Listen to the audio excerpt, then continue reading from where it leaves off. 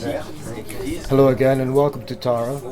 We're on board Tara right now with the main man behind the helm from Agnes Bay, Etienne, the general manager. It's amazing that you're doing something for a cause, like fashion for a cause. Could you tell us how you foresee yourself carrying on with such a project like this?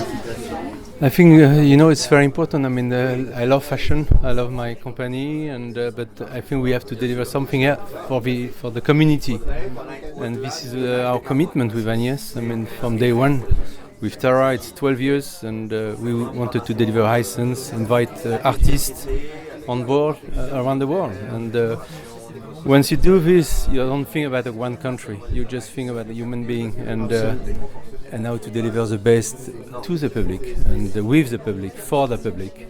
It's amazing. Thank you very much. Thank you very much. Thank you very much. Steering wheel of Tara with Eric Karsenti. Did I pronounce it right? Eric Karsenti. Yes. The director of science of Tara Oceans. Sir, could you tell us, your experience basically on this expedition for 3 years? Like, what was it like to be out there?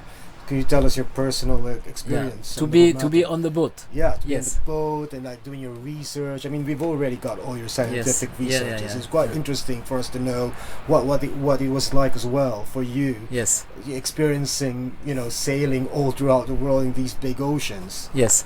Well, this is really exciting because I am a sailor myself. I sail a lot for fun. I have a sailing boat, so I'm used to sail.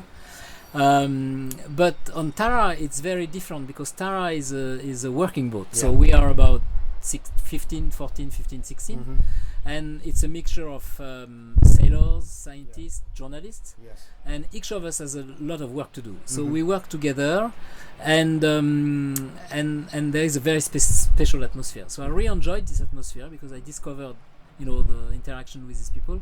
Also, living on a boat, is very special because you have shifts, so you have to stay awake at night.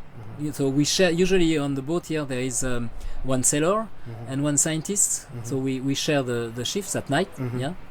So this was also very exciting because at night you just, the boat is sailing and you talk and you discuss and lots of things, philosophy, anything. Yes, of course. And also the rhythm was very hard because we usually sailed for about 3 days, and then for 2 days we would sample. So it's like fishing, So so we prepare the station for 3 days, then we fish, and we work from 7 in the morning to midnight, 1 o'clock at night. Then we sleep a little bit and we start again the next morning. And then we have to put away all the samples we collected, organize everything, and the sea sometimes is very rough. Yes, sometimes it's very warm. And being in the North Pole. Being in the North Pole is cold. You have to work with you cannot work without gloves. Yeah. So it's kind of clumsy and it's very hard. And so this is this mixture of hard work and then very nice interaction with the people at dinner or lunch. And a lot of courage. You have to. I'm not sure it's courage, but it's stamina. That's you need a lot of energy. This is very, very demanding in terms of energy. One of the legs I did was between Buenos Aires and Ushuaia, and this was already, these are in the roaring 50s. Yes. And so we had something like for 3 weeks. The wind was between 30 and 60 knots. So we had 60 knots during the crossing with big waves, and then 20 to 30 knots for 2 days during the sampling.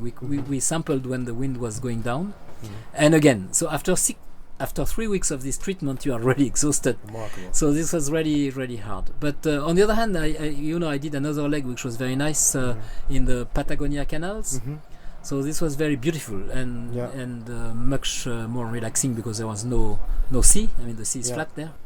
But this was interesting. So in general, it's a great, amazing experience. It's a great, amazing experience, a human experience, which was really fantastic. Also, the stopovers were really great because, each time we stopped in a harbor, the kids come on board. And we teach them why we are doing what we are doing, what we are working on, and everything like this. And this was very moving because like in Rio de Janeiro, we had the kids coming from the favelas, and they really were looking at this. It was really, for me, it was very fabulous. The whole thing was fantastic. Well, congratulations, sir. Thank you very much. Thanks.